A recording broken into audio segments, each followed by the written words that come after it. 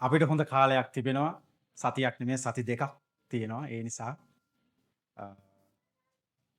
මේ පොත අපිට පොඩ්ඩක් ගැඹුරට යන්න පුළුවන් පොතක්. ඒ වගේම කවුරුත් වැඩි ආස නැති පොතක්. හරි. මීට කලින් මේ පොත අපි ඉගෙනගෙන තියෙනවා පාස සම්පත් මේක මීට කලින් අපි සභාවේ ඉගෙනුවා. දැන් එහෙනම් ඔබ හයි එහෙනම් ඇයි මම උගන්වන්නේ කියලා. ඒකට හේතුවක් තියෙනවා. මම කියවලා තියෙන පොත් වලින් සහ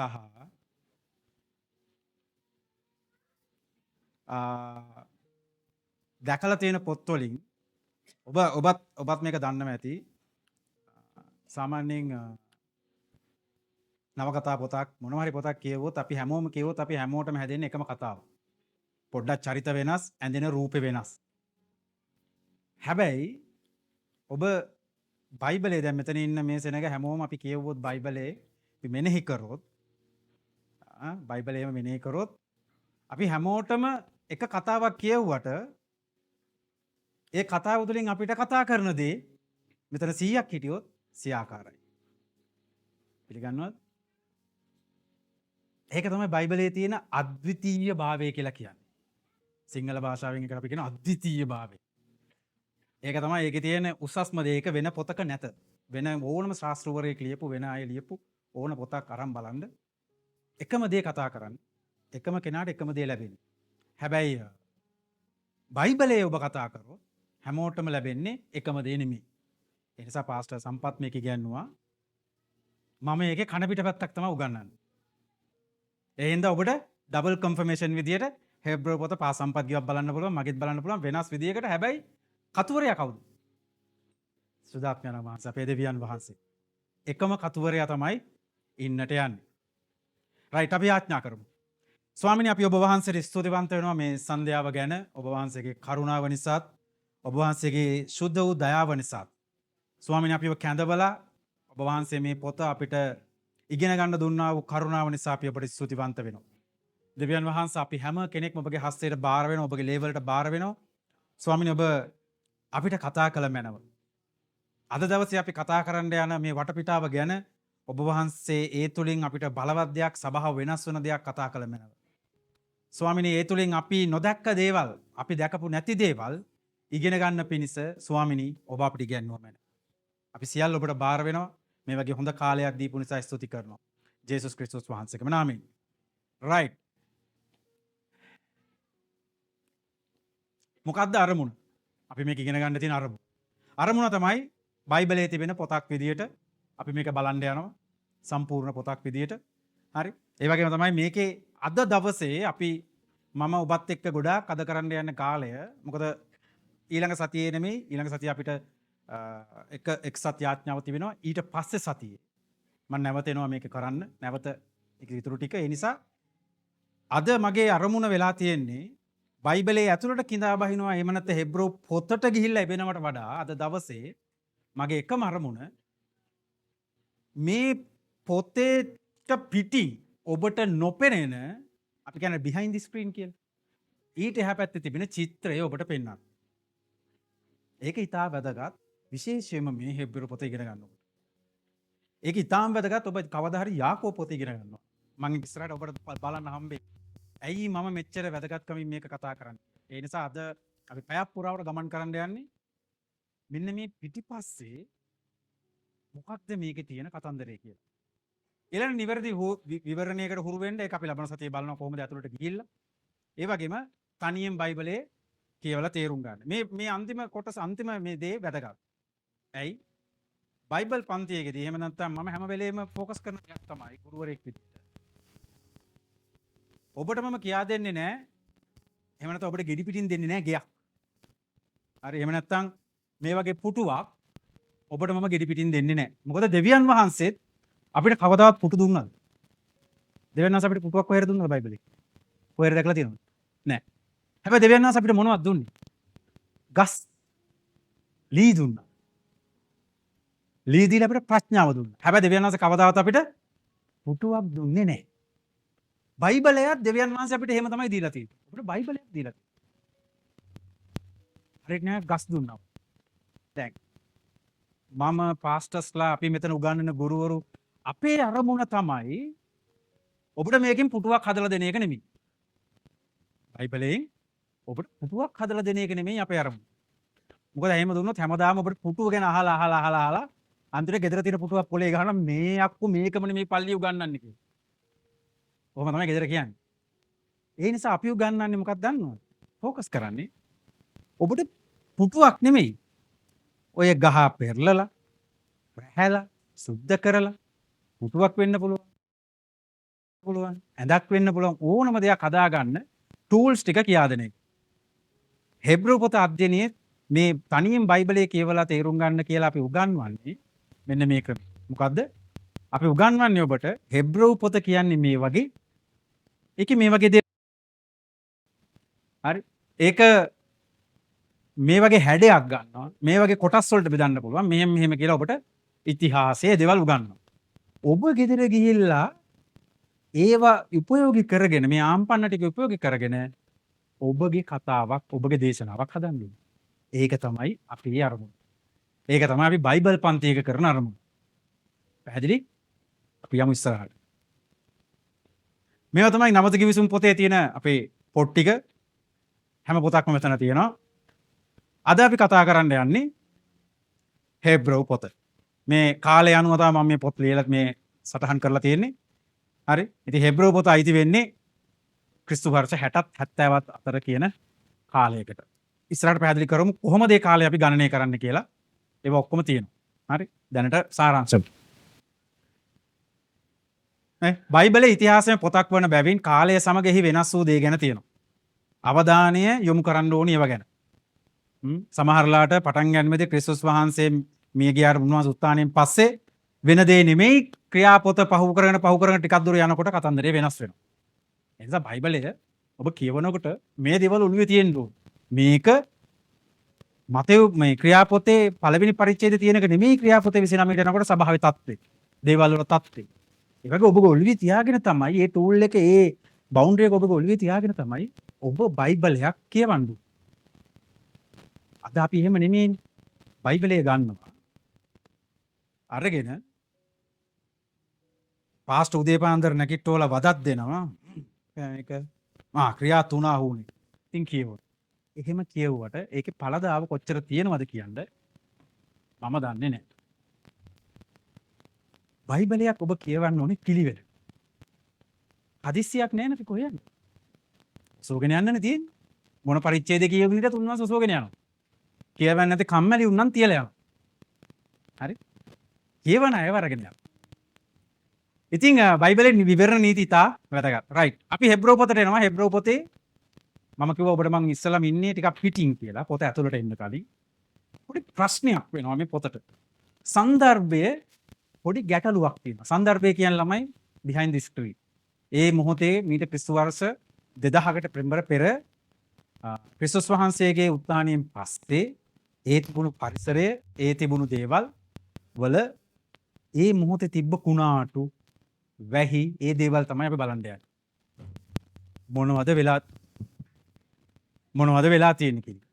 ඉතින් මේ මොහොතේ මේ ලිපිය ලියන මොහොතේ මෙසියානු යුදෙව්වෝ සහ එහෙම නැත්නම් ක්‍රිස්තුස් වහන්සේ පිළිගත් යුදෙව්වරු සහ අන්‍ය ජාතික කිතුණුවන් කියලා කොටස් දෙකක් මුළු ඊශ්‍රායලයේ රෝමේ කොරින්ති මේ කියන ප්‍රදේශ හැමතැනම පැතිරලා තිබ්බා.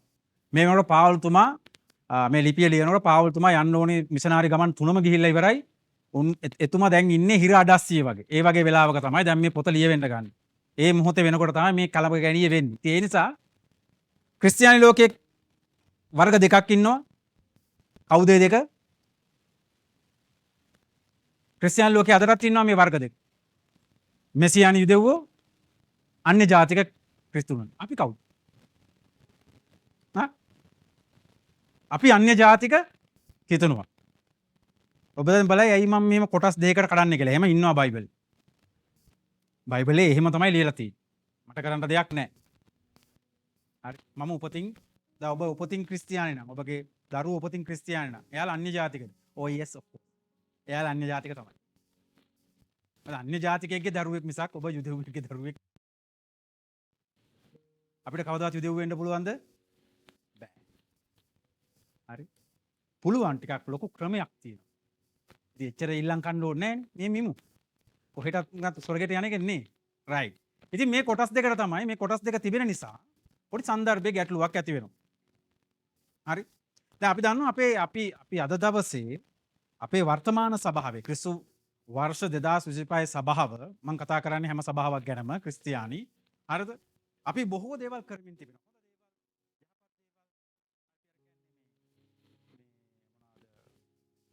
එකිනෙකාට ප්‍රේම කරනවා, එකිනෙකාට සුපතා ගන්න ගොඩක් දේවල් තියෙනවනේ. හැබැයි මොන දේ කරත් අපිට පොඩි ප්‍රශ්නයක් තියෙනවා බහුතරයකට. බයිබලයේ සන්දර්භය ගැන අපිට ප්‍රශ්නයක් තියෙනවා. ඒක අපි කාටවත් චෝදනා කරනවා නෙමෙයි. ඇයි? චෝදනා කරලා වැඩක් නැහැ. අපි ආවේ වෙන බෞද්ධ පරිසරවල. ඔබ මම ඇවිල්ලා තියෙන්නේ හරි වෙනස් වූ පරිසරවලින්. අපි ශ්‍රී ලාංකිකයෝ. මං හිතනවා ඔක්කොම නෑ වගේ නෑ අපි නෑ මම එංගලන්තේ වගේ නෑ ඉන්නේ නෑ. අපි ශ්‍රී ලාංකිකයෝනේ. අපේ භාෂාවම නෙමෙයිනේ මෙයාලා කතා කරේ. නේ. ඉතින් අපි වෙනමම සංස්කෘතියක වෙනමම පරිසරයක ඇවිල්ලා ඉන්න සෙනග. හරිද? ඉතින් වැදගත් වෙන්නේ ඔබ ගෝලයක් වෙනවා නම් ක්‍රිස්තුස් වහන්සේගේ දෙවියන් වහන්සේගේ ඔබ අනිවාර්යයෙන්ම බයිබලයේ තිබෙන සන්දර්භයන් ගැන මනාව දැනගත යුතුයි. ඇදහිලිවන්තයන්ට අවශ්‍යතාවයක් නැහැ යාලා එන්නේ උන්නට හෙම්බිස්සාවට කැස්සට බෙහෙත් අරගෙන ඔළුවට අත තියාගෙන ගෙදර යන්න. ප්‍රශ්නයක් නැහැ කියාලගේ කැමැත්ත. දෙවියන් වහන්සේ එහෙම අයවත් හදලා තියෙනවා. හැබැයි යේසුස් වහන්සේ ගොඩක් ළඟින් ආශ්‍රය කරේ කවුද? ගෝලියෝ. එහෙනම් යේසුස් වහන්සේ ගොඩක් ආස කාටද? ගෝලයන්ට. ඒකේ දෙකක් නෑ. ඔබ කියයි නෑ යේසුස් වහන්සේ හැමෝටම ප්‍රේමය එක සමානයි. ඔව්. හැබැයි ප්‍රේමය එක සමාන වුණාට ළඟින් යේසුස් වහන්සේ තියාගත්තානේ. බැනුනුත් ඇහුවා. හැබැයි ඒත් යේසුස් වහන්සේ ප්‍රේම කරා. ඒ නිසා ඔබ කවුරු බවට පත් වෙන්න ඕනද? අපේ මේ බයිබල් අධ්‍යයනයේම අපි දන්නවා ගෝලත්වයට තමයි අපි ගෙනියන්නේ කියලා. ඉතින් ඔබ දෙවියන් වහන්සේට ආදරය කරන්න කැමති නම් ඔබ පසුබිම දැනගන්න ඕන. මොකද ඔබ දන්නේ නැහැ ඔබේ දෙවියන් වහන්සේ කොහොම හැසිරෙනවද? අපේ දෙවිවරු මොනර පිටේ ඇවිල්ලා තියෙනවා. අලි හොඬයක් තියාගෙන ඇවිල්ලා තියෙනවා. මීයෝ පිටේ ඇවිල්ලා තියෙනවා. නයි විදියට ඇවිල්ලා තියෙනවා. අපි දන්න දෙවිවරු. අපේ සන්දර්භය. හැබැයි අපි එකපාරම මේ කවුද මන්ද දෙවියන් කියන කෙනෙක්ව පිළිගන්න. එතකොට අපි කොහොමද දන්නේ මෙයා කොයි වගේ හැසිරෙනවද මොන වගේ කෙනෙක්ද? රූපයක් නෑ. නම ඇහුවා මේකත් හක්ක පයින්නවා යහ කියනවා. පිස්සු හැදෙනවා මොකද්ද මේ? මේ දෙවියන් වහන්සේ කවුද කියන දැනගන්න නම් අපි බයිබලයේ හැම පොතකම තිබෙන. ඇයි අපිට දෙවියන් වහන්සේ හම්බෙන්නේ කොහෙන්ද? බයිබලේ. හරි. ඉතින් මෙතන තිබ්බා මේ මෙසියානු යුදෙව්වන්ගේ අනන්‍යතාවය පිළිබඳ ගැටලුවක්. අපි ටික ටික දැන් ගැඹුරට යනවා. හොඳේ. දැන් ඔබ මෙසියානික් ජුයිස් කියලා කියනවා මේ කට්ටියට. මෙසියානික් යුදෙව්වන්ගේ අනන්‍යතාවය පිළිබඳ ගැටලුවක් ගැන තමයි මේ ලිපිය ටිකක් කතා කරන්න යන්නේ. ඇයි මම මේ ගැන මෙච්චර කතා කරන්න කියන එක අද දවසේ ඔබට අගට යනකොට ඔබ දැනගනි ඇයි මම මෙච්චර වෙලා මේ බයිබලයේ නැති නමුත් පිටින් තියෙන දෙයක් ඔබට පෙන්වන්න දඟලන්නේ කියලා. හේතුව ගලාති 3:28 පාවුල්තුමා මේ විදිහට කියනවා. නුඹලා සියල්ලන් ක්‍රිස්තුස් යේසුස් වහන්සේ තුල එක්කෙනෙක්ව සිටින නිසා යුදෙව්වෙක් වේවා ග්‍රීකයෙක් වේවා නැත්තේය, දාසයෙක් හෝ නිර්දාසයෙක් නැත්තේය, පුරුෂයෙක්යි ස්ත්‍රීයෙක් නැත්තේය. පාවුල්තුමා කියනවා මේ සභාවේ අනම්මනම් ભેද නැහැ, බින්න නැහැ, මුකුත් නැහැ. යස් ඔක්කොම එකයි ක්‍රිස්තුස් වහන්සේ තුල. හරි? ඒක ඇත්ත. හැබැයි මේ මෙසියානු යුදෙව්වන්ගේ අනන්‍යතාවය ඉතා වෙනස්. මොකද මිදීම සම්බන්ධයෙන්, ගැලවීම සම්බන්ධයෙන් ගත් කලත් ඒක සත්‍යයක්. අපි ඔක්කොටම ක්‍රිස්තුස් වහන්සේ එකහාකාරව තමයි ප්‍රේම කරලා තියෙන්නේ. එකහාකාරව තමයි අපිට ගැලවීම දුන්නේ. නමුත් ඔවුන්ට ඔවුන්ගේ අනන්‍ය වූ ජීවිත රටාවක් තියෙනවා. ඇයි මම මොවුන්ගේ ජීවිත රටාව මේ අපේ මේ බයිබල් ස්ටඩි එකට ගේන්නේ? මේවා ආරම්භය තමයි මේ ලිපිය මම දකින විදියට මේ කතෘවරයා ලියන්නේ. හරි? ඉතින් හිතන්නකො. ඔවුන් සමග රෑ කෑමලකට ඉඳ ගන්නවා. අපේ ගෙදර කට්ටිය හදලා තියෙනවා මොනවද? ඌරු මස්. කොහොමද කතාව? මොන වගේ වෙයිද? පාටියකට එන්න කියනවා. අපි යනවා. ඔවුනුත් එනවා. අපි හිතමු අපේ සභාවේ ඉන්නවා. යුදෙව් අපි හිතමු මේ පැත්ත අපේ මෙසියානික් යුදෙව් කණ්ඩායම, මේ පැත්තේ ඉන්නවා අපේ අන්‍ය ජාතික කණ්ඩායම. ගෙදරකට ආරාධනා කරනවා යනවා. ගෙදර යනකොට ඌරු මස් හදලා තියෙනවා. මොකද වෙන්නේ? ප්‍රශ්නයක්. ඒ කාලේ මේ ප්‍රශ්න තිබ්බා. දැන් ඔබ දන්නේ නැහනේ. ඒ නිසා තමයි ඔබ එතනට එක්කයි යන්නේ. මේ ප්‍රශ්න තිබ්බා. මේ කෑම විතරක් නෙමෙයි. ගොඩක් ප්‍රශ්න තිබ්බා. මම පෙන්නන්න ඉස්සරහට. විශාල ප්‍රශ්න ගොඩක් තියෙනවා. හරි. ඉතින් මේ මෙසියානික් යුදෙව්ව කියන අය යේසුස් ක්‍රිස්තුස් වහන්සේ ඔවුන්ගේ ගැලවුම් කාර්යය විදියට විශ්වාස කරන මුළු ඉස්රායෙල් යුදෙව්වන්ගෙන් ඉතා පොඩි කුලකයක්. ඉතා පොඩි කණ්ඩායමක්. අදටත් ඒ වගේ හොඳේ. අදටත් උන්වහන්සේ විශ්වාස නොකරන විශාල යුදෙව් සෙනගක් ඉන්නේ. බහුතරයේ පැත්තට. සුළුතරය මේ මෙසියානික් යුදෙව්වෝ. හරි. පාවුල්තුමත් ඒ වගේ කෙනෙක්. ලූක්තුමත් ඒ වගේ කෙනෙක්. උදාහරණ විදියට. ඉතින් ඒ වගේ අදත් ඉන්නවා. ඉතින් දැන් අපි දන්නවා මේ කට්ටියට මේ උරුමය දෙවියන් වහන්සේගේ උරුමය ආවේ ආබ්‍රහාම්ගේ සහ ඊසාක් සහ යාකෝබ් හරහා කියන එක. පරණ කිවිසුමේ එහෙම තමයි තියෙන්නේ. හරි. ඒක උරුමයක්. ඒක අනන්‍යතාවයක් ඔවුන්ට දීපු. දැන් අපිට තියෙනවද එහෙම? අපිට තියෙනවද එහෙම? ආබ්‍රහාම්ගෙන් ඊසාක්ගෙන් අපි එහෙම පරම්පරාවෙන් දායෝ. මම නම් විජේරත්න කියන පරම්පරාවෙන් තමයි ඇවිල්ලා තියෙන්නේ. මොකද මගේ වාසකම විජේරත්න. ඔබගේ වාසකම බලන්න මොන වාසකමද නැත්තම් මුලකුරු බලන්න ඔබේ පරම්පරාවෙන් තමයි ඇවිල්ලා තියෙන්නේ. හරි? ඉතින් මොන ආබ්‍රහාම්ගේ වේවා ඊසාක්ගේ වේවා මොන පරම්පරාවෙන් ආවත් ඔවුන්ට ගැලවීම තිබෙන්නේ ජේසුස් ක්‍රිස්තුස් වහන්සේගෙන් පමණයි. හරිද? දැන් මේ කණ්ඩායම් දෙක ඉන්නවා. දැන් අපි බලන්න අපි එන්නේ කොහොමද රෝම සංස්කෘතික ආభాෂය රෝම ග්‍රීක මේ සංස්කෘතික ආభాෂය එහෙම නැත්නම් වෙන ඇදහිලි සංස්කෘතීන් විශේෂයෙන් ශ්‍රී ලංකාව අපිට බෞද්ධ ආගමික සංස්කෘතිය එතකොට විශේෂයෙන්ම අපිට පැමිණෙනවා ඒ සංස්කෘතිය අපි එන්නේ මේ වගේ. හරි? ඉතින් මේවෙන් ආපු නිසා අපිට මේ කට්ටියගේ හැසිරීම් කතාවන් තේරෙන්නේ නැහැ. හරි? තේරුම් ගන්න අමාරුයි. හරිද? දැන් ඒ කට්ටිය උරුමස් කන්නේ නැහැ කිව්වම අපිට හිතන අමාරු පිස්සු වැඩන්නේ මේක කියලා. උරුමස් විතරක් නෙමෙයි ගොඩක් දේවල් එයාලා මේ ඉස්සෝ දැල්ලෝ කන්නේත් නැහැ. අපිට කියන කෝෂර් ෆුඩ් කියලා. හරි අපි අපවිත්‍ර කරන ඒ කට්ටියට බයිබලයේ තියෙන එහෙම. කන්නේ නැහැ. හරි? ඉතින් මේ මෙසියානු යුදෙව්වන්ට තේරෙන දේ කිතුණුවන්ට නොතේරෙන අතර කිතුණුවාට නොතේරෙන දේ මෙසියානික් යුදෙව්වට තේරෙන්නේ නැහැ. හැබැයි ওই දෙගොල්ලන්ට නොතේරෙන දේ අපිට කොහොමද තේරෙන්නේ? පැහැදිලි? අපි ෆුල් අනාතයි. දැන් අවුරුදු 2000ක් ඇවිල්ලානේ මේක. ඒ කාලේ පේනවා මේ කාලය. අපි අවුරුදු 2000ක් ආවට පස්සේ ඇත්ත කියන්නම් මම චර්ච් හිස්ටරිය දැන් උගන්වන්නත් ඉන්නවා ඉගෙන ගනිමිනුත් ඉන්නවා. අපි නාගෙන තියෙන්නේ භාගයට භාගයක්. හරි අද සභාව නාලා ඉන්නේ හොඳට. ඕක තමයි ඇත්ත කතාව. හරි? එහෙනම් තමයි අපි මේ අපිට තේරෙන්නේ නැහැ කියලාකට මොකක් හරි දෙයක් ආපු ගමන් අපිට තේරෙන්නේ නැහැ. මොකද්ද කරන්න ඕනේ මේවට කියලා. ඇයි අපි කෙලින්ම මොන වගේද? මික්ස් ෆෘට් සැලඩ් එකක් දාගෙන ඉන්නේ. හැම දෙයකින්ම. හරිද? හොඳයි කියලා හැමදේම සභාවට ගෙනලා දාගෙන මරු කියාගෙන ඉන්නේ. ඒක කොහෙන්ද ආවේ කියලා බලන්නෙත් නැහැ. ඇයි ඒක ආවේ කියලා දන්නෙත් නැහැ. දන්නවද? මෙහෙම තියෙනවා. මම මේ ළඟදී අහුවා මේ උන්වහන්සේගේ කුරුසපත් වීමේදී කට්ටිය මේ කන්නැල්ලු මස් කෑනේ. මං ඇහුවා කොහෙද තියෙන්නේ බයිබලේ? නෑ එදාට මස් කන්නේ මං කිව්වා යේසුස් වහන්සේ කුරුසෙනක්ගේ මස් නොකාද? මොකද එහෙම ප්‍රශ්නයක් තියෙනවද? මට එන ප්‍රශ්නේ මේවා. කොහෙන්ද ආවේ? වෙජිටේරියන් විතරක් කන්න ඕනි කියන කොහෙද මේවා? හිස්ටරිය බැලුවද කොහෙද තියෙන්නේ කියලා. මම මේක උදාහරණයක් කිව්වේ මේ ළඟදී මට කනට ආපුද්දා. හරි? මම නම් එදාට හොඳට කනවා. ඇත්ත කියන්න බෑ. එදාට තරම් ප්‍රීති වෙන දවසක් මගේ ජීවිතේ තවත් නැහැ. ඔබ අඬ ඉන්න මම එදාට ප්‍රීති වෙනවා. ඒ දන්නවද? උන්වහන්සේගේ කුරුස ගමන නිසා තමයි මම ගැලවිලා ඉන්නේ. ප්‍රීති වෙන්න ඕන කාරණාවක් නෙමෙයිද? මස් නෙමෙයි.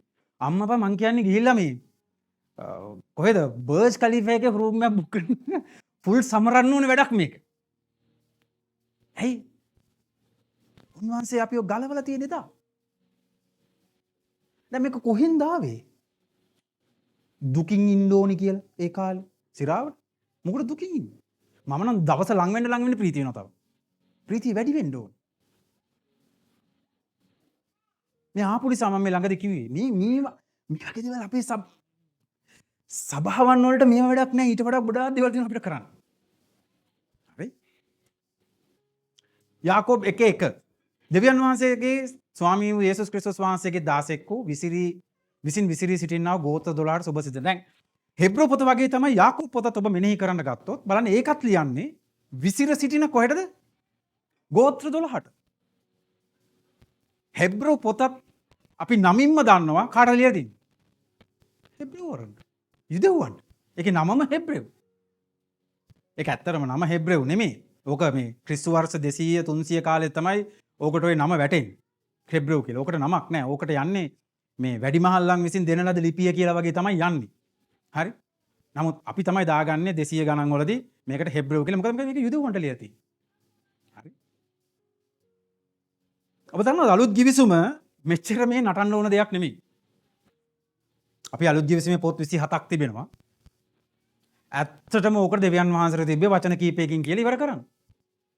ඕන්න එක පොතක්. පොත් 27ක් අපිට දීලා තියෙනවා. අතන 39යි මෙතන 27යි. ඇයි අපිට මේ පොත් වලින් මේවා ලියන්න ඕනේ? පාවුල් තුමාම ලිපි 13ක්. ඇයි එහෙම ලියන්න ඕනේ? මෙන්න මේ වගේ ඒ කාලේ සභාවේ තිබුණා මේ වගේ බෙදීම් ගැටලු. ඉතින් මොකද පාවුල් තුමා කරන්නේ? මෙහෙම ප්‍රශ්න ඔන්න රෝම පොරුන්ට ලියනවා මෙහෙම කියලා. ගලාතිය ටික නෑ එහෙම නෙමෙයි මෙහෙම කොරින්තිය ටික නෑ එහෙම නෙමෙයි මෙහෙම. ඇයි මේ සංස්කෘතීන් වල ප්‍රශ්න ඇවිල්ලා පාවුල් තුමා ලියනවා. ඒ විතරක් නෙමෙයි හෙබ්‍රෝව එකට හෙබ්‍රෝ පොතක් ගත්තොත් හෙබ්‍රෝ පොතත් ඒ වගේ ඇඩ්‍රස් කරනවා. ලූක් පොත් මොකද්ද? පේදුරුගේ තියෙන ලිපි ටිකත් ඒ වගේ. මේ වගේ ප්‍රශ්න ඇති වුණ නිසා තමයි මේ වගේ සභාවන් වලට මේ වගේ අලුත් පොත් 27ක් මේ පොත් නෙමෙයි අතරම ලිපි හසුන් ගොඩක් තියෙන්නේ. ආවේ මතෙව් සහ මාක් ලූක් යොහන් කියන ඒවා ඒවත් හසුන්. හොඳේ. මේ ලිපි විදිහට තමයි ගියේ. අපි තමයි පොත් කියලා කියන්නේ. හරිද? මොකද බයිබලයේ එක ඇතුලේ තියෙන හින්දා.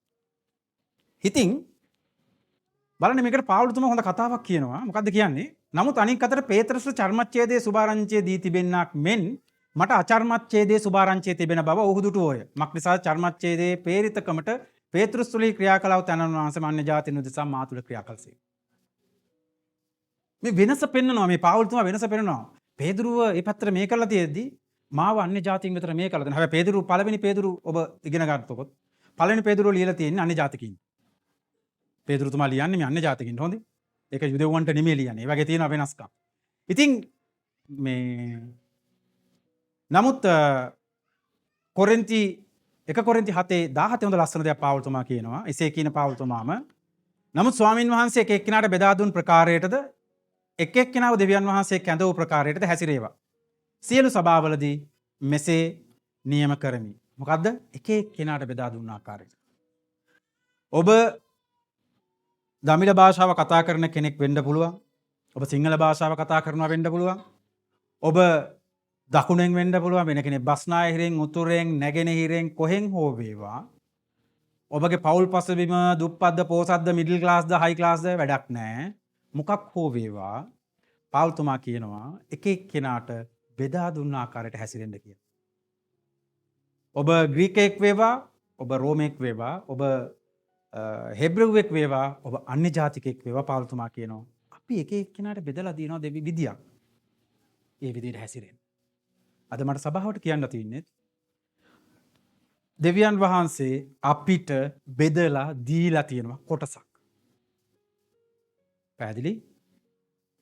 බෙදලා තියෙනවා කොටසක්. බයිබලයම මේ විදිහට වැඩ කරන්නේ. දැන් මේ මම බයිබලයේ පෙන්නන්නේ. හෙබ්‍රෝ පොත ඒ විදිහට තමයි ස්ට්‍රක්චර් කරලා තියෙන හැම පොතක්ම. හැබැයි අපිට අමතක වෙනවා ඒක. අපිට අමතක වෙනවා දෙවියන් වහන්සේ මට බෙදා දුන්න එක. මොකද අපි ආසම අනිත් එකාගේ බිත්තරේට වැඩේ දෙන්න. ඉස්කෝලේ නම් අපිට පුරුදු වෙන්නේ ඕකනේ. මන්න හොරෙන් කාලාදී අම්බාන්ට අපාය යනවා නම් එහෙම මට බිත්තර කවුලම් මරයි දන්නේ. අපේ ජීවිතවල අපි කරලා තියෙන දේවල් බැලුවම අපි කැමති මේකනේ. ඒක ඊ පැටලිල්ල වෙන කෙනෙක්ට තියෙන දේ ගැන තමයි අපි මාර විදිහට සැලකිලිමත් වෙන්නේ. නැත්නම් පාවුල් තුමා මේක ලියන්න ඕනේ බෙදා දුන්න ආකාරයට. හලෝ අපි හැමෝටම මෙතන ඉන්නවා විශාල ප්‍රමාණයක් 100කට කිට්ටු වෙන්න අපි හැමෝටම බෙදලා දීලා තියෙනවා කොටසක්. මට කොටසක් දීලා තියෙනවා. මම කතා කරන්නේ සභා සේවය ඔබගේ රැකියාව නම් නෙමෙයි මම කියන්නේ සභාව නැමැති මේ හිස ඇතුලේ මේ ශරීරය ඇතුලේ අපි එකිනෙකනාට කොටසක් දීලා තිබෙනවා. ඒ කොටසට කැඳ වූ විදියට ප්ලීස් හැසිරෙන්න. බයිබලයේ කියන්නේ ඒක හැසිරෙන්නේ විදියට. ඔබට අයිති නැත්තම් හැසිරෙන්න එපා එකත් එක්ක. දීලා ප්ලීස් එපා. හරි? මම හුඟ දවසකින් ඕගන් එක ප්ලේ කරේ. අවුරුදු ගානකින් සභාවේ ප්ලේ කරේ. දැන් මෙතන ප්ලේ කරනකොට මම හිතුවා කොහොමද මේක ගන්න දැන් ප්‍රැක්ටිස් කරෙත් නැහැ. දෙවියන් වහන්සේගේ ඇදහිල්ලෙන් තමයි මම ඕගන් එක රටේ තිබ්බේ. හැබැයි ඇඟිලි ටික වැඩ කරා නිකන් අර පුරුද්දට මට. හරි? හැබැයි මම මේක ගොඩක් කල් මම මේක ප්ලේ කරන එක නැවතුවා. ෆුජේරා වල ඉඳලා ඉట్లా ප්ලේ කරලා තියෙනවා. ඔබ දැකලා නැතුව ඇති මම අවුරුදු ගානකින් මේකේ මේ ඩුබායි වල ප්ලේ කරා. හරි? ඇයි? මම ඒකට එච්චර උනන්දු වෙන්නේ නැහැ. මේක තමයි ඇත්ත. මොකද මාව කැඳවලා තිබෙනවා ප්‍රධාන ලෙස දෙයකට. හැබැයි මම ආසයි සභාවත් එක්ක වර්ෂිප් කරන්න ඒක වෙනමම ආතල්ලයක් හොඳේ. ඒකේ මාර මාතල්ලයක් තියෙනවා කැමති කෙනෙක් ඇවිල්ලා පුරුදු වෙලා කරන්න. නේද පාස්ටර් ජොනි? ඒකේ තියෙනවා වෙනම එකක්. ඒක නෙමෙයි මම කියන්නේ. මාව කැඳවලා තියෙනවා වෙන දෙයකට. ඉතින් ඒකට හිස දැම්මට පස්සේ මම අරක ගැනෙච්චර උනන්දු වෙන්නේ නැහැ. මට දෙකක් බදාගෙන කරන්න ඕනේ නැහැ. මොකද මාව කැඳවලා තිබෙනවා යම් දෙයකට මම ඒක ප්‍රකාරව හැසිරෙනවා. ඒක තමයි දැන් මේ කරනුත් ඉන්නේ. ඒක මම හොඳ ආකාරම දැන් මේ ඔබ හැම කෙනෙක්ම ක්‍රිස්තුස් වහන්සේ පිළිගත් ඔබ හැම කෙනෙක්ම මම ගැරන්ටි කැට දාලා කියනවා හැම කෙනෙක්ම දෙවියන් වහන්සේගේ යම් දෙයක් කරන පිරිස කැඳවලා තියෙනවා. කී දෙනෙක් පිළිගන්නවද? රයිට්. එහෙනම් වැදගත් වෙන්නේ මොකක්ද දන්නවද? අපිට තියෙන පොඩි ප්‍රශ්නේ. අපි දන්නේ නැහැ අපිව කැඳවලා තියෙන්නේ මොකටද කියලා. ඕකයි ප්‍රශ්නේ. ඔන්න ඕකයි ප්‍රශ්නේ. ඕක හොයාගත්තා නම් අපි එක එක්කනට බෙදා දුන්න ආකාරයට අපි අපේ වැඩේ කරමින් යනවා. අපි දන්න ලෝකයේ මැවීම පටන් මේ හැම දෙයක්ම සැලසුම් කරේ අපේ දෙවියන් වහන්සේ. ඕකේ දෙයක් නැහැ. ඒ වගේම තමයි පරම්පරාවෙන් පරම්පරාවට මේ යුදෙව්වන්ට නියෝග පිළිපදින්නත් අපි දන්න පරණ කිවිසීමේ දෙවියන් වහන්සේ තමයි තීරණය කරේ. ඒ විතරක් නෙමෙයි. යේසුස් ක්‍රිස්තුස් වහන්සේ මේ ලෝකෙට එන්න ඕනි කියලා. ගැලවුම්කාරයෙක් එන්න ඕනි කියලා උපත්ති 3 වෙනි පරිච්ඡේදයේ 15 වෙනි පදේ ඉඳන්ම අපි දකින්න ওই පරිච්ඡේදය ඉඳන් යනකොට දෙවියන් වහන්සේ තමයි තීරණය කරන්නේ. හරි? හැබැයි එහෙම කරපු දෙවියන් වහන්සේ යේසුස් වහන්සේ ඇවිල්ලා අන්තිමට කියනවා මම මේ ව්‍යවස්ථාව සම්පූර්ණයෙන් අවලංගු කරේ නැහැ. මම ඒක සම්පූර්ණ කරලා කම්ප්ලීට් කරලා දැම්මා. හරි? එසේ කරන්ට ප්ලෑන් කරලා තිබ්බ දෙවියන් වහන්සේ එක පොතකින් ඉවර කරන්න තිබ්බ දේ පොත් 27ක් ගෙනල්ලා තමයි අපිට කතා කරලා තියෙන්නේ. හරි. නීතිය සහ මෙසියානික් ඇදහිල්ල. අලුත් මාතෘකාව. රයිට්. කියමු බලන්න අපේ ලංකාවේ නීතිය. නීති පොත් කීයකින් හැදිලා තියෙනවද? ව්‍යවස්ථාව, ආණ්ඩුක්‍රම ව්‍යවස්ථාව.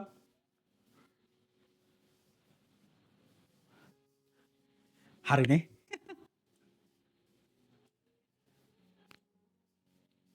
දැන් ඔබ උසාවියකට ගියාම උසාවියේ දඬුවම් දෙන ක්‍රම තියෙනවා. එහෙම නැත්නම් විනිශ්චය කරන ක්‍රම තියෙනවා. දැන් ඔබ ඉඩම් නඩුවකට ගියොත් ඔබ වෙල්ලා මරන්නේ නැහැ. වැරද්දක් කරලා තිබ්බත් ඉඩම් නඩුවකට මොකක් හරි අඟල් 3ක් විතර මොනාරි හිට මෙහෙටලා නඩුවක් කියලා කොහොම නඩුව ඉවර වෙනවා. ඉඩම් නඩුව ඉවර වෙන්නේ නැහැ ලංකාවේ. අපි හිතමු ඉවරුණා කියලා. ඉවර වුණාම දඩයක් නේ දෙන්නේ. කවුරු හරි ගිහලා හිස ගසාම මොකද්ද මේ එල්ලලා මරන්න එක නියම කරනවද? ඒ කියන්නේ ඉඩම් නඩුවක් මේ මොනවද මරණ එහෙම නැත්නම් මිනිමරු නඩුවක් වගේ විනිශ්චය කරන්නේ. ඇයි එහෙම කරන්නේ නැත්තේ? ඕක කවදාද හිතුවද ඔබ? මේ ඇවිල්ලා අපි පරණ කිවිසෙන් ව්‍යවස්ථාව සුම් ක්‍රිස්තුස් වහන්සේ ව්‍යවස්ථාව අහෝසි කරා අපි එන කතන්දර ගන්න. ඕකේ ලංකා විස්තර ගැන කියන්නකො මට ලංකාවේ ව්‍යවස්ථාව ගැන මම අහන්නේ. මම වෙන රටක් ගැන නෙමෙයි අහන්නේ. අපි ඉන්න නීති අපි දැනගෙන ඉන්න බෑ. අනිත් අයගේ නීති බලන්න කලින්. ඇයි? කවදාද හිතුවද ඔබ? ඔන්න ඕක තමයි ප්‍රශ්නේ. අදවත් ගෙදර ගිහිල්ලා බලන්න නිවුස් ටිකක් බලන්න. හරි? මොකද අපේ ව්‍යවස්ථාව එහෙම නැත්නම් මේ රටවල් වල එක එක නීතිවල එක එක ක්‍රම තියෙනවා විසඳන්න. යුදෙව් නීතියේ එහෙම නැත්නම් යුදෙව් ව්‍යවස්ථාවේ බයිබලයේ කතා කරන ව්‍යවස්ථාවේ ප්‍රධාන කොටස් තුනක් තියෙනවා. ව්‍යවස්ථාව කියන තනි වචනය ඇතුලේ කැඩෙනවා කොටස් තුනක්. මොකක්ද එකක්? සිවිල් නීතිය. මේකට අපි කියනවා සිවිල් කෝඩ් කියලා ඉංග්‍රීසි වලින්. ඊට පස්සේ තියෙනවා ආණ්ඩු ක්‍රම ව්‍යවස්ථා නීතිය. constitutional code ඉංග්‍රීසි වලින්. ඊට පස්සේ තියෙනවා අපරාධ නීතිය. criminal code. දැන් අපේ රටෙත් අපරාධ නීතිය අනුව තමයි අපි කියන්නේ මේ වගන්තියේ මේ 32 මේ 6 වෙනි වගන්තියේ අනුව යුස්මතා එල්ලා මරණු දැබේ. මොකද මිනිහක් මරලා තිනවා සාක්ෂි සහිතව ඔප්පු වෙලා තියෙනවා. ඒ දනුවම් දෙන්නේ මොකටද? අපරාධ නීතිය. එතකොට ඉඩම් නඩුවකට නම් අපේ රටේ කොහෙද මේ කරන්නේ අපේ රටේ? සිවිල් නීති. ඒවා සිවිල් නඩු. හරි? එතකොට පෙළපාලි ගිහිල්ලා නම්මනම් වෙලා රජයට විරුද්ධව වැඩ කරලා ගෝඨාව පන්නලා එහෙම මොනවා හරි මොන නීතියෙන්ද වැඩ කරන්නේ? ආණ්ඩුක්‍රම ව්‍යවස්ථා නීති. හරි? තව නීති තියෙනවා මොනවාද? මුස්ලිම් නීතිය කියලා තව එකක් තියෙනවා. එතකොට මම හිතන්නේ නුවර නීතිය හරි මොකක් හරි එහෙම එක නීතියක් තියෙනවා. හරි? ඔයගේ නීති කීපයකින් හැදිලා තමයි තියෙන්නේ. මම ඔබට බලන්න ඕන නම් ওই නීති ගැන ගාමිණී ෆොන්සේකා ඉන්න පොඩි වීඩියෝ එකක් යනවා. ඒ කියන්නේ නීති පහක් ගැන කියන අපේ රටේ හැදිලා තියෙන ෆිල්ම් එකක. හරි? ඉතින් මේ අපි කතා කරන බයිබලයේ නීතිය හැදිලා තියෙන කොටස් තුනකින්. සිවිල් නීතිය, ආණ්ඩු ක්‍රම නීතිය, අපරාධ නීතිය. මේ අපරාධ නීතිය ඇතුලේ තියෙනවා පව්කමාව කියලා. අපි ඒකට කියනවා ඇටෝන්මන්ට් කියලා. ඇටෝන්මන්ට් කියලා කියන්නේ ඇටෝන්මන්ට් කියලා කියන්නේ මේ පව්කමාව පිළිබඳව තියෙන නීතිය. ඒක තියෙන්නේ මොන නීතිය ඇතුළේද? අපරාධ නීතිය ඇතුළේ. ඔබට අපරාධ නීතිය අනුව දඩුවමක් හිමි. දඩුවම නම් සදාකාල මරණය. හැබැයි පිරිසුදු පවිත්‍ර තරුණ බැටළු පැටවෙක් ගෙනල්ලා පූජා කරාම ඔබගේ මේ අපරාධය වසා දමනවා. කොයි වගේද? පාපිස්සකින් කුණු ටිකක් දාලා පාපිස්සකින් වැහුවා වගේ අතු ගාලා අපි පාපිස්සක් උස්සලා පාපිස්ස යටට දානවා වහනවා. ඒක තමයි මේකේ හරි කතාව. ඒ කියන්නේ ගේ අතු ගාලා දව් සුද්ධ කරලා දව්. හැබැයි කුණු ටික තාම තියෙනවා. ඒකට පේනවද? නෑ වැහිලා. ඔක තමයි පරණ කිවිසුමේ ක්‍රමය. හැබැයි යේසුස් වහන්සේ ආවට පස්සේ මොකද කරේ? ගෙනාව වැකුම් ක්ලීනරයක් ඉස්සුවා පාපිස්ස දැම්ම ඇදලා ගත්ත ඔක්කොම ටික. දැන් කුණු තියෙනවද මොනවද? දැන් පාපිස්සක් ඕනේද ඔබට කරන්න? වහන්න කුණු වහන්න පාපිස්සක් ඕනද? නෑ මොකද කුණු සදා කාලෙටම ගිහිල්ලා යන්න. ඒක තමයි උන්වහන්සේ කුරුස පූජාව කරේ. හැබැයි මේ අපරාධ නීතිය ඇතුලේ අන්න මේ කෑල්ල ඇතුලේ තියෙන දේ තමයි යේසුස් වහන්සේ විලා මොකද කරේ? අහෝසි කරේ. මේක තමයි අහෝසි කරේ. හොද්දට මතක තියාගෙන බයිබලයේ කියනවා අහෝසි වුණේ මොකද්ද? උන්වහන්සේගේ ව්‍යවස්ථාව කියලා කියනකොටම අහෝසි වුණේ ඒක ඒ කට්ටියට තේරුණා මේ කෑල්ල තමයි අහෝසි වුණේ කියලා. අපි දන්නේ අපි හිතන් ඉන්නේ මුළු ඔක්කොම ගියා තමයි කියලා. හැබැයි පොඩි ප්‍රශ්නයක් එනවා. එහෙනම් අපි අර පරණ කිවිසුමේ තියෙන අනිත් ටික කරන්න ඕනේ. මොකද ඒවා නීතිය. දැන් මේ පව්කමාවේ නීතිය අයින් වුණාම අපි අනිත් ටික කරන්න ඕනේ. චර්මච්ඡේදනය කරන්න ඕනේ. ප්‍රශ්නයක් නේ. වර්තමානයේ මම කිව්වා වගේ මේ ටික එකට ලඝු කරලා තමයි කියන්නේ ව්‍යවස්ථාව අහෝසි කියලා. නෑ. අහෝසි කරේ මොකද්ද? අර ඇටෝන්මන්ට් කියන ලෝ එක. පව්කමාව පිළිබඳ තියෙන ලෝ එක. එහෙම නැත්නම් ඔබට තියෙන සාපය, ඔබට තියෙන සදාකාල මරණයේ ව්‍යවස්ථාව අයින් කරාට අනිත් වයින් පිටිම තියෙනවා. යුදෙව් අදටත් මේ දේවල් කරනවා. අපි කරන්න ඕනේ. හරි? අපිට අයිති උනේ අපිට නැති කරේ වෙන්නේ මේ කොටස විතරයි. මොකද්ද? පව් සමාව. ඒක අයින් කළා දැම්ම. ඒක අපිටත් අදාළයි. හැබැයි මම හොඳ උදාහරණයක් කියන්නම්. දැන් බයිබලයේ තියෙනවා පරණ කිවිසුමේ මිනී නොමරව. එතනින් එන්න. මේක තමයි මම දෙන උත්තරේ. මිනී නොමරව. දැන් බයිබලයේ හැටියට මොකද්ද කියන්නේ? මිනී මැරුවම කතන්දර ගොඩක් තියෙනවා. දැන් අහෝසි නම් අපි කියන සම්පූර්ණයෙන් අහෝසි නම් මිනිහා මරලා ඉන්න පුළුවන්. හැබැයි යේසුස් වහන්සේ ඒක තමයි පාප සමාවෙන් අයින් කරේ කියලා කිව්වා නම් මිනී මැරුවම ඔබට ඉන්න පුළුවන්ද? CID ගෙදරට ආවිලා දොරට ගාලා ගියේ හලෝ යන්. ඇයි? මොකද්ද ප්‍රශ්නේ වෙලා තියෙන්නේ? බයිබලයේ ව්‍යවස්ථාවෙන් නෙමෙයි අපි බැඳිලා ඉන්නේ. ඒවට. අපි බැඳිලා ඉන්නේ අපේ රටේ ව්‍යවස්ථාවේ. ඒක අපේ රටේ ආණ්ඩු ක්‍රම ව්‍යවස්ථාව, ඒක අපේ රටේ සිවිල් නීතිය, ඒක අපේ රටේ ක්‍රිමිනල් කෝඩ් එක. යේසුස් වහන්සේගේ සමාව හම්බුනොත් අනිවාර්යෙන් ඔබට ඩෙඩ් පෙනල්ටි එක හම්බ වෙනවා. ඔබ ඔප්පු වුණොත් ඔබ මිනිහක් මරලා නම්. ඒකේ දෙකක් නැහැ. ක්‍රිස්තියානි වේවා නෝ වේවා අදාළම නැහැ. ඔබ මිනිහක් මරුවා නම් ඔබට ඒක හොරකමක් කරන්න ඔබට ඒක දඬුවම තියෙනවා. හැබැයි මොන නීතිය අනුවද? ඔබගේ රටේ ජීවත් වෙන නීතිය අනුව. මේ කතා කරන්නේ මේ යුදෙව්වන්ගේ ඒ කට්ටියගේ ආණ්ඩු ක්‍රමය ගැන. ඒ කට්ටිය ක්‍රමිතේ ඒ කට්ටිය එකට අදටත් කරනවා. ඒවට අපි කලබල වෙන්න යන්න ඕනේ නැහැ. හැබැයි අර පාප සමාව හැමෝටම පොදු දෙයක්. ඒක යේසුස් වහන්සේ කුරුසේ අයින් කරලා දැම්මා. මක්නිසාද බයිබලයේ අපිට ලියන ලද්දක් නෙමෙයි. අපි උදෙසා ලියන ලද්දක්. ඒක අපිට නෙමෙයි. ඒක අපි උදෙසා ලියන එකක්. හොඳට මතක තියාගන්න. ඒ ඉඳ ඒව වචනාර්ථයෙන් දේවල් අරගෙන කරන්න යන්න එපා. හරි? ඉතින් ඒ වගේ විතරක් නෙමෙයි. යේසුස් වහන්සේගේ තියෙන ගැලවීමේ පණිවිඩෙත් මේ යුදෙව්වන්ට වෙනස්. අපි මේ හෙබ්‍රෝ පොතට යන්නේ හොඳේ. හෙබ්‍රෝ පොතට තාම යනවා අපි. මේව දැනගෙන නැත්නම් හෙබ්‍රෝ පොත මලාට තේරෙන්නේ නැහැ. මේව දැනගන්න ඕනේ. හරි. ගැලවීම පණිවිඩ වෙන ආකාර වෙනස්. අපි අන්‍ය ජාතික අපි ශ්‍රී ලාංකික අපි එංගලන්තේ ඕන රටක් මොකක් හරි ඕන එකක් ග්‍රීක රෝම චින්තනවාදයට අනුව පුද්ගලවාදයට එහෙම නැත්නම් මම කියන දේ තමයි වැඩි වටිනාකමක් දෙන්නේ. මම. හරි. යුදෙව්වන් අවබෝධය වෙනස්. ඔවුන්ගේ කොහොමද? අපි. එයාලා වැඩ කරන්නේ ෆැමිලි එකක් වගේ. පවුල තමයි යාලට වැඩ කරන්නේ. අපි අන්‍ය ජාතික අපි මම. ඉතින් මේ පණිවිඩය යන්නේ වෙනස් විදියකට.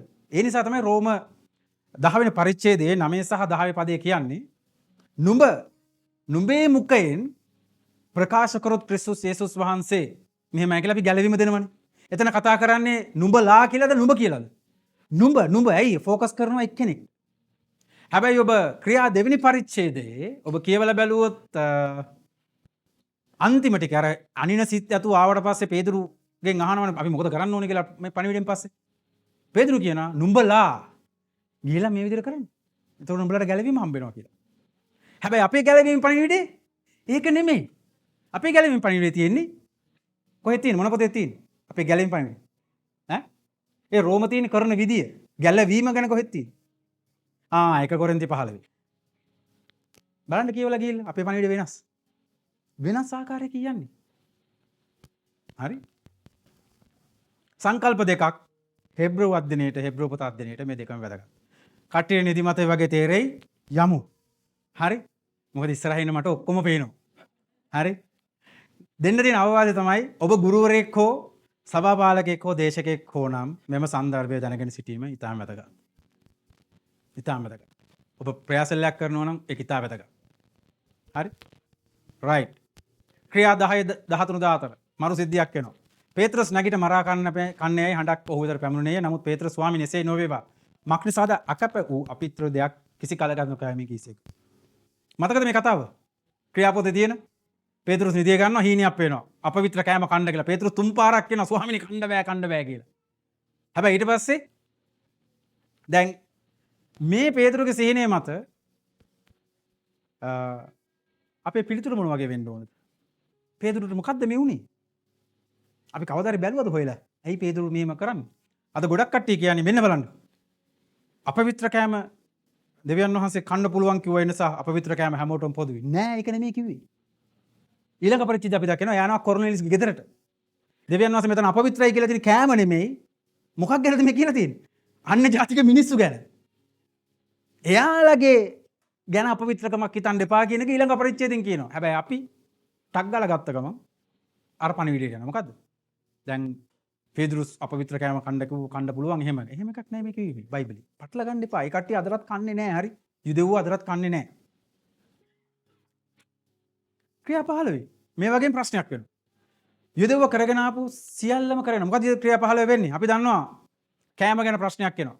කට්ටියම යනවා කවුන්සිල් එකට. පේදුරු මේ පාවුලුතුමත් යනවා. ක්‍රියා 15 වෙනි පරිච්ඡේදය කියවලා බලන්න. ලොකු ආගියුමන්ට් යනවා. අන්තිමට කියනවා රයිට්. යුදෙව්ව කරගෙන ආපු විදියටම කන්ටිනියු කරගෙන යන්න යාලකදී අන්‍ය ජාතිකයන්ට කිසිම බරක් තියන්න එපා.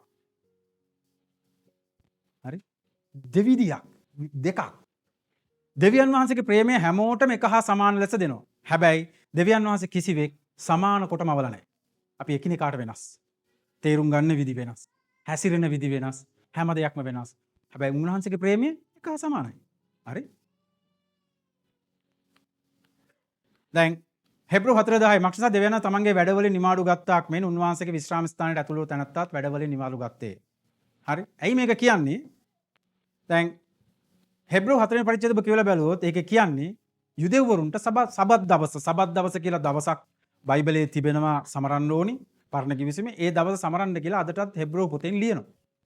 ඕක අරගෙන අපේ කට්ටිය ඇවිල්ලා අපේ සභාවට දැන් තියෙන සභාවට දාලා කියන මේ පේනවනේ මේ බයිබලේ මේ අලුත් කිවිසුමේ හෙබ්‍රෝ පොතේ තියෙන අලුත් කිවිසුමේනේ මේ අලුත් කිවිසුමේ තියෙන සබත පවත්තන්න කියලා. හැබැයි කොලොසි දෙකේ කියනවා අන්‍ය ජාතීන්ට ඔයාලා කරන දේවල් කරන්න බල කරන්න එපා කියලා පවුල්තුමා කියනවා. එතන මේ ඝට්ටනයක් නෑ. මොකද්ද මේ පෙන්වන්නේ වෙනස?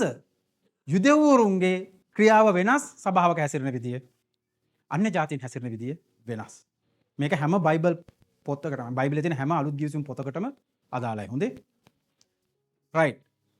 රයිට් කියන්න තියෙන්නේ එකිනෙක කෙනාට බෙදා දුන්න විදියට හැසිරෙන්න. එහෙනම් හෙබ්‍රෝ ලිපියේ ඇති සමහර දේවල් වචනාර්ථයෙන් ලබා ගන්නට යාමේදී සභාවට විශාල ගැටලු වලට මුහුණ දෙන්න වෙනවා. මතු පිටින් පෙනෙන දෙයට වඩා මේ පොත ඇතුලේ ගැඹුරු දේවල් අන්තර්ගත කරලා තියෙනවා. ව්‍යවස්ථාව ගැන හරි අවබෝධයක් නැතිනම් මෙම් පොතේ පණිවිඩය ඊටාම දුෂ්කර වේ කියලා මම සිංහල ලියන භාෂාවෙන් ලියලා තිනවා. මේක හරියට බැලුවොත් එහෙම තනිකර කොහොල් ඇගුලියක් වෙනවා. ඔබ ව්‍යවස්ථාව හරියට දන්නේ නැත්තම්. අන්‍ය ජාතික ගෙතුණු සෙනගක් වන අප සහ සභාව මේ නැති කරන ලද මූල ධර්මයන් කෙරෙහි අවධානය යොමු කළ යුතුයි. ඒ කියන්නේ උදාහරණයකට මම කියලා තියෙනවා ආයුධයකින් මිනිහෙක්ව මරන්න පුළුවන්. මම මේ බයිබල් පදේ කොහෙද කියලා හොයලා දැම්මේ නෑ. නමුත් යේසුස් වහන්සේ කියන ඔබගේ මුඛයෙන් පුළුවන් මිනිහෙක් මරන්න. රකායයි කිව්වනම් ඔබ මිනිහක් මැරුවා හා සමානයි. ඒ කියන්නේ මොකද්ද මේ කියන්නේ? කියන්නේ මේකෙන් ගන්න කියන්නේ ඔබට මේවැය තියෙන මූල ධර්මය. දැන් කටකින් වචනයක් කිව්වා කියලා මිනිහෙක් මැරෙනවද? නැහැනේ, මැරෙන්නේ නැහැනේ. හැබැයි මොකද්ද මේ කියන්නේ මූල ධර්මය ගැන කතා කරන්නේ යේසුස් වහන්සේ. සභාවක් හැම වෙලෙම ෆලෝ කරන්න ඕනේ මේවැය තියෙන මූල ධර්මයන් වලදී අපි සභාවක් ගොඩනගන්නේ කොහොමද කියන්නේ. මේක ඉතාල වැදගත්. නැත්නම් වචනාර්ථයෙන් දේවල් ගත්තොත් සෑහෙන ප්‍රශ්න වලට මුහුණ දෙන්න යනවා. ඇයි අපි මේ ගැන වැඩිපුර කතා කරේ? අපි සෑහෙනලා කතා කරා. මක්ටසාදි යුදෙව්වන්ට අන්‍ය ජාතිකයන්ට වඩා වෙනස් වූ ගැටලු සමූහයක් තිබ්බා. තියෙනවා. මේ පොතේ ඒක තමයි මම ඔප්පු කරන්න යන්නේ. හරිද? මේ කෑම බීම මේ ප්‍රශ්නේ. නමුත් මම ඔබව මෙතනට ගෙනාවේ ඔබ දැනගන්න ඕනි ඔබ යන්නේ කොතනටද කියන එක. හරිද? යාකෝබ් සහ හෙබ්‍රෝ පොත මෙසියානික් යුදෙව්වන්ට ලියපු එකක්. මම මේ උදාහරණ 1 පේදුරු අන්‍ය ජාතික සංක්‍රමණික සේවකයන්ට ලියපු එකක්. රෝමේ සිටින යුදෙව් හා අන්‍ය ජාතික දෙවිවරුන්ටම ලියපු පොතක්. ඒ වගේ පොත් ලියනකොට ඒකේ ලියන අය ගැන අපි සැලකිලිමත් වෙන්න ඕන. එහෙනම් බයිබලයේ අලුත් ජීවිතය හැදෑරීමේදී ආමන්ත්‍රණය කුමන පුද්ගලයන්ට යන වග සැලකිලිමත් විය යුතුයි. පාඩම ඉවරද? දිග විස්තරයක්. දැන් තමයි පටන් ගන්න. දැන් තමයි කතාව පටන් ගන්න. අපි ආපු කතාව මාතෘකාවේ තියෙන මොකද්ද? හෙබ්‍රෝ පොත අධ්‍යයනය. දැන් තමයි අපි එන්නේ. මම මෙච්චරලා මොකද කරේ? මේ වටේ තිබ්බ බෑග්ග්‍රවුන්ඩ් එක කියලා දැම්මා. එතකොට අද පොත ඉවර කරනවද? නෑ. බය වෙන්න එපා, ඉවර කරන්න බෑ. එහෙනම් පොතේ අන්තර්ගතයේ අධ්‍යයනය තමයි දැන් තමයි අපි යන්නේ. රයිට්? දැන් ඇහැරලා ඉන්න. දැන් තමයි හොඳම කෑල්ලට එන්නේ. කර්තෘත්වය. කාටද කවුද ලිව්වේ? හෙබ්‍රෝ ලිපියේ කෙටින්ම කියනවා නම් අපි දන්නේ නෑ. කවුරු ඇහුවොත් හෙබ්‍රෝ පොත කවුද ලිව්වේ? කවුද හලු දන්නේ? එච්චර. පැහැදිලි? හැබැයි මේ පොත අපි කියවලා බලනකොට විශේෂයෙන් මේ 13 19 22 23 මේ පදවල කියවනකොට අපිට තේරෙනවා මේ කතුවරයව මේ අය දන්නවා. දන්නවද? අපි දන්නේ ඒ කාලේ හිටපු ක්‍රිස්තු වර්ෂ 100 ඇතුළත කාලේ හිටපු අය දන්නවා මේකේ කතුවරයා කවුද කියන්නේ. ඒ නිසා මේ ලිපිය එකට පිළිගත්තා. හරි දැන් මුල් ලියවිල්ල යන්නේ කොහමද? මේ වගේ පොත්වල නෙමෙයි. ස්ක්‍රෝල්ස්. එතකොට ලියන කෙනාගේ අපි තමයි ලියන්නේ ඔක්කොම ලිපිය ලියලා මෙයට විශ්වාසී ලහිරු මොකක් හරි එහෙමනේ දාන්නේ. එයාලගේම නෙමෙයි ලිපිය ලියලා ස්ක්‍රෝල් කරලා රෝල් කරලා ලාකඩ අරන් ගහලා එතන තමයි ලියන්නේ කා විසින්ද කියන එක. කාටද කියන එක. ඉතින් ස්ක්‍රෝල් එක තියෙනවා අතටත්. මොකද සංරක්ෂණය කරලා තියෙනවා ඒකේ ඇතුල් පැත්ත පිට පැත්ත සංරක්ෂණය කරලා නැති නිසා කවුරුත් දන්නේ නැහැ කතුවරයා කවුද කියලා. හැබැයි ඉතින් මේක රෝමේ ක්ලෙමන්ට් කියලා හිටියා ආදි පියවරේක. එයා මේ ක්‍රිස්තු වර්ෂ 96 වගේ මේවා ලියලා තියෙනවා. ඉතින් එයා මේ හෙබ්‍රෝ පොතේ තියෙන දේවල් අරන් කමෙන්ට් කරලා තියෙනවා. එයාගේ ඒ කියන්නේ එකෙන් කොටස් අරගෙන තියෙනවා. ඒ කියන්නේ මේක 96ට කලින් ලියවිච්ච පොතක්. හරි. හැබැයි ඒකෙත් එයා ලියලා නැහැ කවුද ලිව්වේ කියලා. ඉතින් විවිධ කතුවරු ඉන්නවා. ඉතින් පාවුල් කියලා කියනවා, බර්නබස් කියලා කියනවා. හැබැයි දැන් මගේ මතය මම විශ්වාස කරන මතය ඔබගේ මතය මේක නොවෙන්න පුළුවන් උනේ නැහැ කියලා හානියකුත් නැහැ. මේක මම විශ්වාස කරන එක කතුවරයෙක්ට වඩා කතුවරයන් ඒ කියන්නේ එක මේක මණ්ඩලයක් විසින් ලියන ලද ලිපියක් කියලා. ඒ කියන්නේ එක නායකයෙක් ඉන්නවා නමුත් මණ්ඩලයක් විසින් ලියන ලද ලිපියක්. ඒ නිසා මේකේ ගොඩක් තැන්වල අපි මෙහෙම කියනවා, අපි මෙහෙම ඔබලාට කියනවා, මෙහෙම කියනවා අපි වචනයක් දාගෙන තියෙනවා. එහෙනම් එක්කෙනෙක්ට වඩා වෙන්න වැඩි වෙන්න බෑ. මම විශ්වාස කරනවා ඒක. හැබැයි කවුද කියන්නේ මම දන්නේ නැහැ නම් වශයෙන්. කාලය මොන කාලෙද මේක ලිව්වේ? හෙබ්‍රෝන්ට ලියු ලිපිය ආරම්භක දිනේ ක්‍රිස්තු වර්ෂ 60 මැද භාගයේ 65 63 හරියටම කියන්න බෑ එකත්. හැබැයි පාවුල්තුමාගේ මරණීය දණ්ඩනයට කලින් කියලා තමයි ගොඩක් අය විශ්වාස කරන්නේ. නමුත් 60ත් 70ත් අතර තමයි අපිට දෙන්න පුළුවන් හොඳම කාලේ. හරි? ඉතින් දැන් මේක ලෙවි ක්‍රමයට ගත්තත් අපි දන්නවා ක්‍රිස්තු වර්ෂ 70 දී හරියටම මොකද්ද? දේවමාලිගාව කඩා බිඳ දමනවා. මේ කාලේ වෙනකොට පූජාවන් ගැන මේ හෙබ්‍රෝ පොතේ කතා කරනවා. පූජාවන් කරන්න නම් මොකද්ද ළමයි තියෙන්න ඕනි? දේවමාලිගාව තියෙන්න ඕනි. එහෙනම් මේක ක්‍රිස්තු වර්ෂ 70ට කලින් ලියපු එකක්. ඊට පස්සේ තමයි ඉතින් එහෙනම් 60ත් 70ත් අතර ඔබගේ පොතේ ඔබ නෝට් කරගන්න. හරියටම මේකයි කියලා කියන්න අමාරුයි. ප්‍රේක්ෂකයින් මං කිව්වේ දෙවෙනි සියවසේ තමයි මේකේ මේ පොතේ නම වැටෙන්නේ. හරි. ඉතින් මේක ගොඩාක්ම ප්‍රේක්ෂකයෝ වෙන්නේ යේසුස් වහන්සේ යුදෙව් ආගමට වඩා උතුම් බවට තර්කයක් ඉදිරිපත් හැත්තේ යුදෙව් ආගම ගැන සැලකිලිමත් වන අයට පමණයි. මේක යුදෙව් ආගම ගැන එවනම් ක්‍රිස්තුස් වහන්සේගේ මේ යුදෙව් සංස්කෘතිය ගැන මේවා ගැන සැලකිලිමත් වෙන අය තමයි මේකේ ප්‍රේක්ෂකයින්. හැබැයි වැදගත් වෙන්නේ මෙන්න මේක. මොන හේතුවක් සඳහාද ලියන ලද්දේ? මොකටද ලිව්වේ?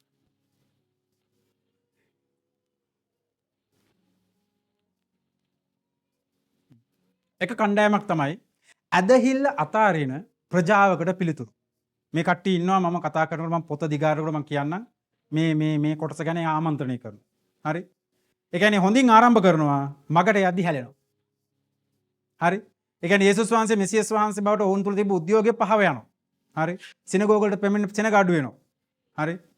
ඒ කියන්නේ ඔවුන්ගේ විශ්වාසය යේසුස් වහන්සේ කෙරේ ඔවුන්ගේ විශ්වාසය දුර්වල වෙමින් යනවා. දැන් මේ වගේ කට්ටිය අපේ සභාවලත් ඉන්නවා.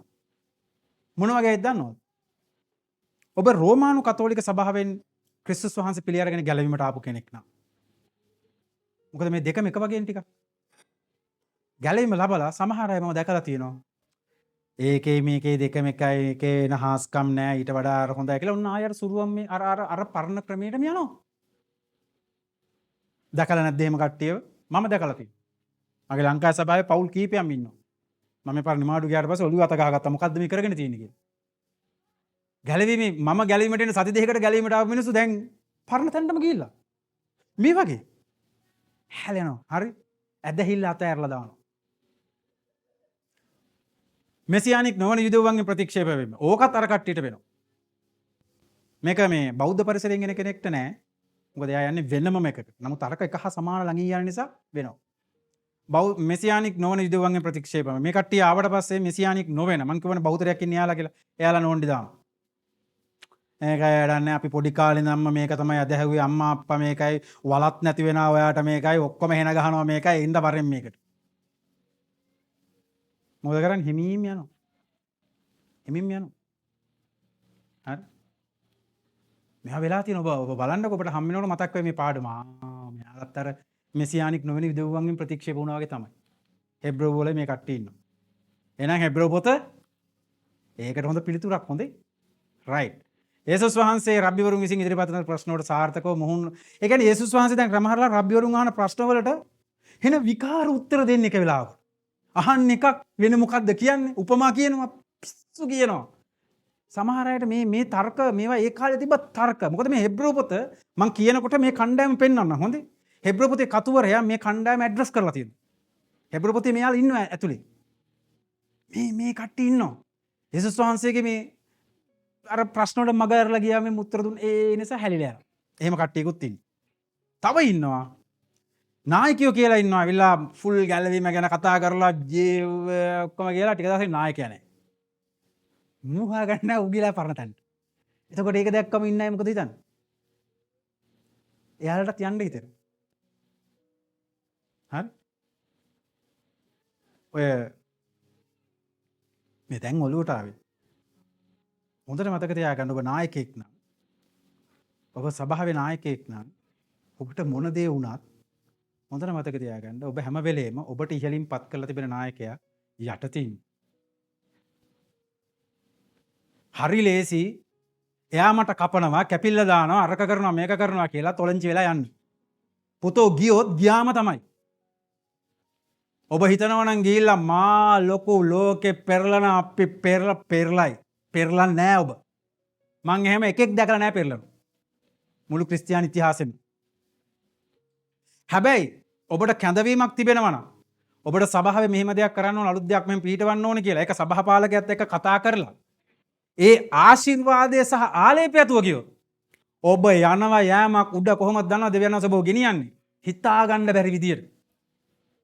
හැබැයි පාස්ටර් මට කපනවා පාස්ටර් මට තැන දෙන්නේ අරකද මේකද කියාගෙන එහෙම නැත්නම් මාව ආලේප කරන්නේ ගිහලා බලන්නකො ටික කාලේ මට බය ජීවිතෙත් නැති වෙයිද කියන එක ලබාගත්ත ගැලවීම නැති වෙච්ච මිනිස්සු ඉන්නවා. හොඳේ මම මේ කතා කරන්නේ මෙහෙ නෙමෙයි මෙහෙ මේ දැන් තමයි දකින්නේ. මම මේවා ලංකාවේ අවුරුදු ගණන් තිස්සේ කරලා තියෙනවා. අප නැහැ නායකත්වයට උඩින් ගිහිල්ලා මේ අපේ පාස්ටර් ක්‍රිෂානය දන්නවා අපි දෙන්න එක සභාවේ ලංකාවේ අපිට හොඳ අත්දැකීම් තියෙනවා. ඒවයි අපි මිනිස්සු අනන්ත දැකලා තියෙනවා. ඇත්ත කියන්නේ මොනවාරි ප්‍රශ්නයක් තියෙනවා නම් කෙලින් කතා කරලා කෙලින් විසඳ ගන්න. තන දෙන්න නැත්තම් පාඩුවේ කටවාගෙන શબ્ද මොකක්ද අර ගියසති පාස්ටර් කිව්වේ චුප් වෙලා ඉන්න. නැත්තම් පපුවට ගහන්න. පපුවට ගහගෙන කියන්නේ ඉවසපම් පපුව ඉවසපම්. හරි ඕක අපි කරලා තියෙනවා. සමහර වෙලාවන් වලට අපිට එකඟ නොවෙන තැන් දෙන්න පුළුවන්. මේ ඉන්නේ මේ මිනිස්සු. ඔය දෙවිවරු වැරදි තීරණ ගන්නවා වෙන්න පුළුවන් වරදින්න පුළුවන්. වැරදි අනක් දෙන්න පුළුවන් එක්ක සේවයෙන් අයින් කරන්න පුළුවන්. මමයි පාස්ටර් මලිය අතර තියෙනකොට සමහරලාට දානවා. සමහරලාට ඕ පාස්ටර් කියන. සමහරලාට මම ඔව් කියන්නේ නැහැ. අනිත් පැත්තට කියන මේක තමයි මේක හේතුව කියලා. ඉතින් හැටියට කතා. ෂේ වැඩි පාස්ටර් දන්නවද? ඒක කියන්න මට අයිතිය තියෙනවා. හැබැයි ඔබ දන්නේ අපි මොනවා ගැන කතා කරනවද කියන එක වෙනම කතාවක්. හැබැයි එහෙම කියලා මං යාව දාලා යන්නේ. මට යනවනේ යන්න සභාවක් තියෙනවා. මෙහි ෆෝස්කා චර්ච් එක තියෙනවා. මම ෆෝස්කා චර්ච් එකේ ලංකාවේ. යන්න පුළුවන් මේ අපි දෙන්නම එක සභාවේ. හැබැයි දෙවියන් වහන්සේ මේ රටට ආවට පස්සේ අවුරුදු 12ක් තිස්සේ මේ නායකත්වයේ මේ කුඩේ යටට මාව ගෙනත් තියලා තියෙනවා. දෙවියන් වහන්සේට ඕන නම් මට අවුරුදු 80ක් වෙලා මැරලා යනකම් මෙහෙම තියන්න ඕනි කියලා මං එහෙම ඉන්නවා. එච්චකම් මෙයා ඉඳි දන්න වෙන කෙනෙක් ඇවිල්ලා ඉඳී. තව අවුරුදු 40ක් ඉන්න බෑ.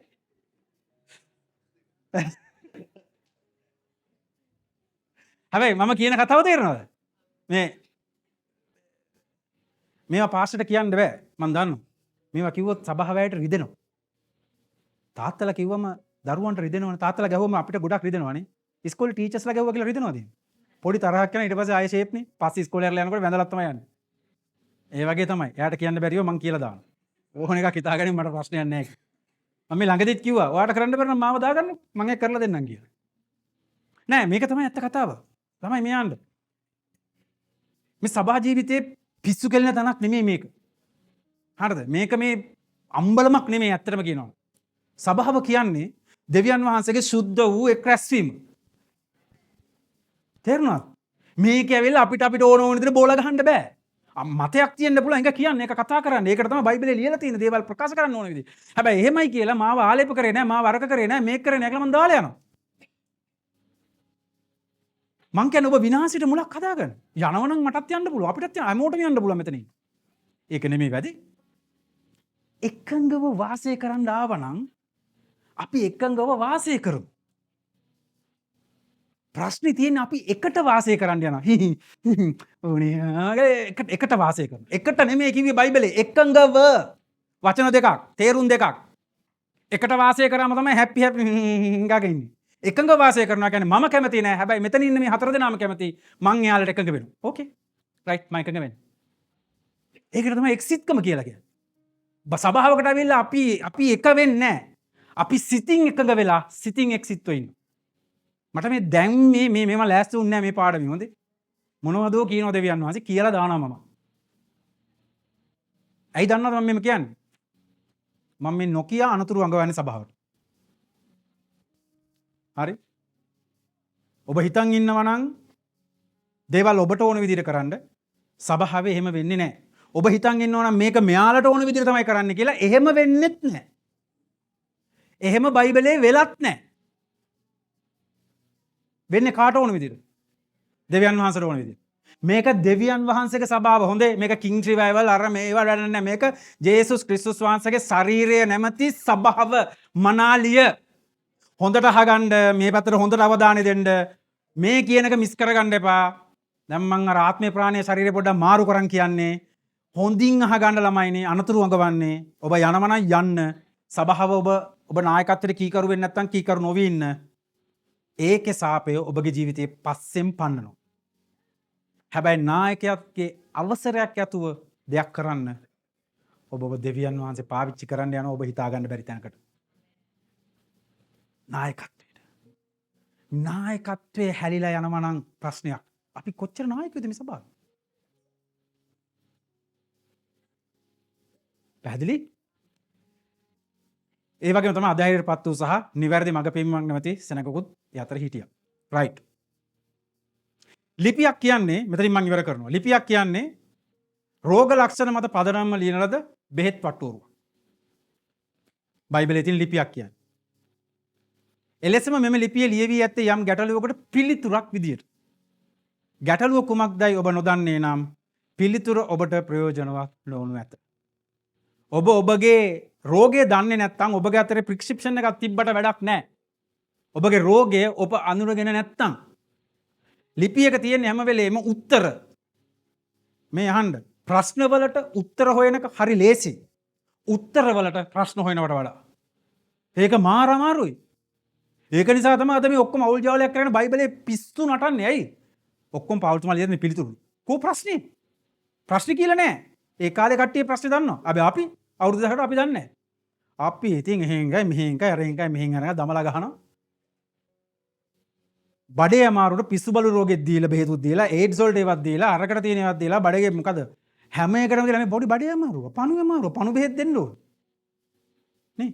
එහෙනම් අපි හරි පරිස්සමෙන් බයිබලය පරිහරණය කරන්න ඕන. මෙම පොතේ මේ පරිච්ඡේද 13න් මම දැකලා තියෙනවා ප්‍රශ්න 10ක්. අපි ලබන සතිය හම්බෙලා ඒ ප්‍රශ්න 10 ඔය තියලා දහන උත්තර লীලා තියෙන 13 පරිච්ඡේද 13න් අපි එළියට ගමු. ආමෙන්. අපි එහෙනම් ඊළඟ පාර හම්බෙමු. ජේසුස් පිටයි. හලෙලූයා.